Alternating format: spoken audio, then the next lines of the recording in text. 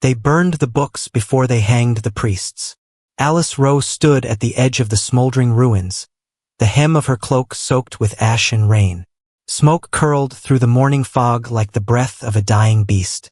Where the great stone monastery once stood, only charred beams and broken stained glass remained. All around her, soldiers barked orders, dragging away villagers accused of hiding relics or harboring priests. England, once the land of saints and scripture, now reeked of blood and reformation. But Alys wasn't here to mourn. She was here to rescue what remained of the old world. Beneath a loose floorboard in the collapsed chapel, her fingers found something cold and metallic, a scroll case. She yanked it free and slipped it into her satchel just as the sound of boots echoed behind her. "Oi! Who goes there?" She darted into the smoke, breath tight, heart hammering. If they caught her, she'd be labeled a heretic, traitor to the king's new church. But Alys knew too much. Her late father, a devout Catholic scribe, had taught her to read, to copy, and above all, to preserve. In this New England where the crown reigned over souls as well as law, such knowledge was treason. Back in her hidden attic, candlelight flickered over the scroll's wax seal, marked not with a crest, but with a crude symbol, a bleeding crown. She carefully broke the seal and unrolled the brittle parchment. Her eyes widened. It wasn't just scripture or Latin psalms. It was a letter, written by a monk who had seen the first sparks of Henry's betrayal. "The one who crowns himself over God shall fall not by the sword of Rome, but by the blood of his own kin." The words sent a chill down her spine. Prophecy, or the ravings of a doomed man. Just then, a sharp knock rang from the door below. She froze. "Alys? Are you in?" Came a familiar voice. It was Edmund, her brother. She rushed downstairs, smoothing her hair, hiding the scroll under a loose floor plank. Edmund stood in the doorway, rain dripping from his uniform. His soldier's posture was straight, but his eyes searched her with softness. "I was sent ahead," he said. "The king's men are sweeping the borough tomorrow. They're hunting rebels, heretic scribes." Alys forced a smile. "There's no one like that here." He hesitated. "I hope not. Because this time, the names are coming from within." Alys's blood ran cold. "From within." He stepped closer, lowering his voice. "They say a traitor's been smuggling banned texts. Someone local. We've orders to find them before they spread. Whatever it is they're hiding." He didn't say it, but his gaze lingered too long. Alys bit her lip, nodding slowly, praying her heartbeat wasn't as loud as it felt. As Edmund turned to leave, he paused at the threshold. "And if I find them, I'll have to do what's expected." He disappeared into the fog. Upstairs, Alys knelt by the scroll again, heart pounding. She hadn't just found forgotten words. She'd unearthed a prophecy that could topple the crown. The scroll trembled slightly in Alys's hands, not from wind, but from the gravity of its words. She reread the monk's prophecy over and over again, tracing each faded letter with her fingertips. "The one who crowns himself over God shall fall not by the sword of Rome, but by the blood of his own kin." The warning was centuries old, penned in trembling Latin, but it felt alive, haunting. She didn't know what disturbed her more. The implication that the king's doom would come from family, or the thought that she might be part of it. Outside, the bells of St. Mary's rang hollow in the distance, no longer signaling prayer, but allegiance. Alys tucked the scroll beneath the floorboards, layering it between a false lining of dust and straw. Then she took out parchment and ink. Her hands were steady as she began transcribing its contents. If anything happened to her, the truth had to remain. That evening, the borough's chapel held a royal service. Attendance was now mandatory. The townspeople packed inside the cold stone structure, murmuring half-hearted amens. Alys stood beside her neighbor, eyes lowered, ears keen. At the front, the newly appointed vicar, one of the king's men, preached with rigid fire. "God no longer speaks through Rome," he declared.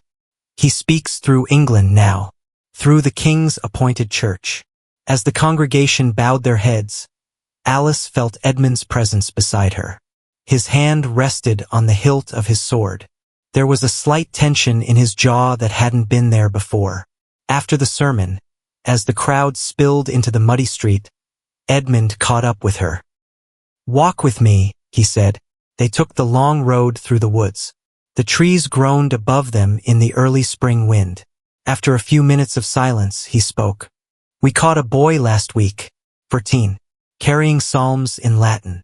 Alys's breath caught. "What happened?" "He was hanged. Not even a trial." He paused. "I gave the order." She stopped walking. His gaze was distant. "He looked like Thomas," he added quietly, "their youngest brother who died of fever years ago. But that's the oath now. One order questioned, and I'm the next to hang." "I understand," Alys murmured, and she did, more than he realized. Back at her attic hours later, she added the boy's name, Jonas, to a list she had begun keeping. Names of the silenced. The ink smudged as she wrote, blurring with tears she didn't recall shedding. But there was no time for grief. The scroll had revealed more than a prophecy. Hidden beneath the monk's seal were fragments of letters. Names of courtiers, whispered rumors of forged decrees, even signs of corruption high in the king's inner circle. Someone had twisted the king's reformation into a weapon for personal gain. Alys knew if she could connect the fragments, if she could match the right name to the right act, she could reveal the rot at the heart of the new church. A sharp noise downstairs snapped her from thought. She crept down with a candle in hand. The door had been left slightly open. A muddy boot print marked the wooden floor. Someone had been inside. Alys froze at the foot of the stairs.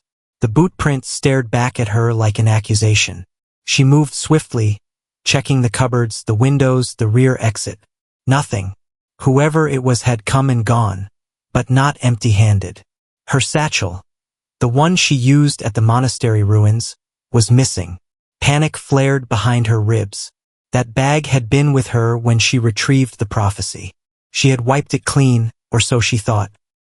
If anyone had seen the seal of the bleeding crown, even once, it would be enough. Enough to hang her. Enough to trace it back to the scroll. She rushed back upstairs. The floorboards groaned beneath her as she tore them open. The scroll was still there, safe but barely. A loose corner poked through the straw, exposed. She pressed it down and tried to breathe. Then she spotted something else on the wooden plank. A small smear of soot. Whoever had entered had opened the floorboards. And then closed them again. Someone new.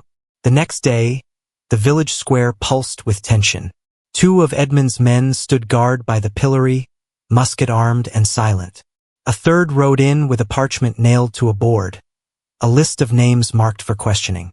Alys stood in the crowd, heart thudding as the names were read. Joseph Cooper, Widow May, Eliza Parrish, and Alys Rowe. Her name cracked through the hush like thunder. Edmund didn't flinch.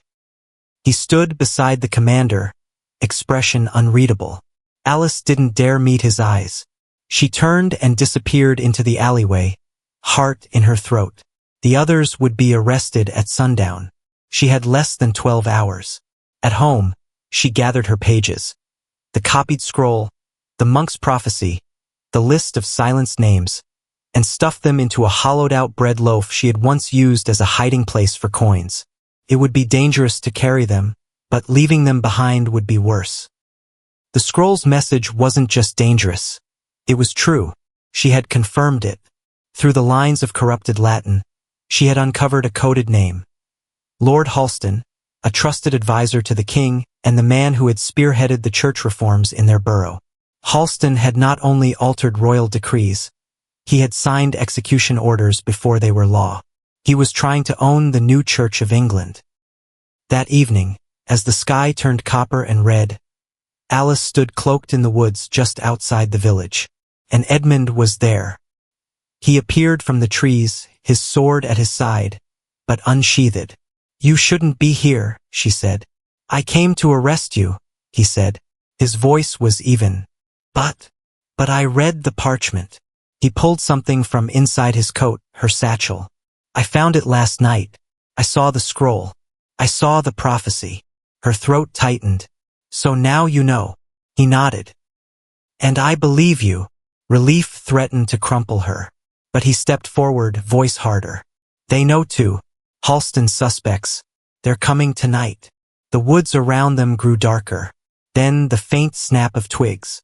Alys turned toward the sound. They weren't alone. Alys didn't speak. Neither did Edmund. The silence between them was louder than the footsteps closing in. Whoever it was, soldiers, spies, or Halston's men, they were already too close to run. Edmund stepped in front of her, hand tightening on his sword hilt. 3 shadows emerged from the trees. One held a torch. Another held shackles. Edmund didn't wait. He moved like lightning, blade flashing in the last light of day. His first strike brought the torchbearer down. The second soldier lunged, steel meeting steel with a harsh ring. Alys ducked behind a tree, clutching the hollowed-out bread loaf to her chest. The third figure shouted, "By order of Lord Halston, stand down." But Edmund didn't stand down. He fought with the fury of someone finally choosing not just who he protected, but what he believed. The third man rushed toward Alys, grabbing her arm. She struggled, kicked, until she remembered the tiny blade her father had once sewn into the hem of her cloak. With trembling hands, she unsheathed it and drove it into his side. He crumpled. By the time she turned back, Edmund was on his knees. The second soldier was dead. But Edmund had taken a deep wound to his side, blood pouring through his tunic. He looked up at her and managed a breathless smile. "You're getting good at that," he said, nodding toward the knife in her hand. "Don't talk," Alys said, kneeling beside him. "Save your strength." He grimaced. "I saved something more valuable." From his coat, he pulled a parchment, a copy of the scroll, written in Alys's own hand. "I slipped this into Halston's courier bag this morning," he said through gritted teeth. "It'll reach someone loyal, someone higher than Halston, maybe even someone in the Queen's circle." "But what if they burn it?" Alys asked. "Then we copy it again," Edmund said, "and again, and again, until it lives in every corner of England. Truth doesn't die with paper." She choked back tears. "Neither should you." By nightfall, they were deep in the marshland beyond the village, Edmund half carried on her shoulder. They found an abandoned shepherd's hut and lit no fire, but huddled in the dark, listening to owls and wind and the uncertain beat of tomorrow. By morning, the countryside buzzed with news. Lord Halston had been arrested on suspicion of forgery and treason. No details had been released. No explanation offered. Only whispers. It wasn't victory, but it was the beginning. Weeks later, as Alys sat beneath an old yew tree miles from home, quill in hand, she penned her final copy of the scroll. Not for kings or queens or rebellion, but for someone unknown. Someone who would find it after her. "The one who crowns himself over God shall fall not by the sword of Rome, but by the blood of his own kin." She folded the parchment, slipped it into a new scroll case, and buried it in the earth. Let them try to silence her. She had already spoken. Thanks for watching the epic story. Click, like, and subscribe to our channel in order to stay updated.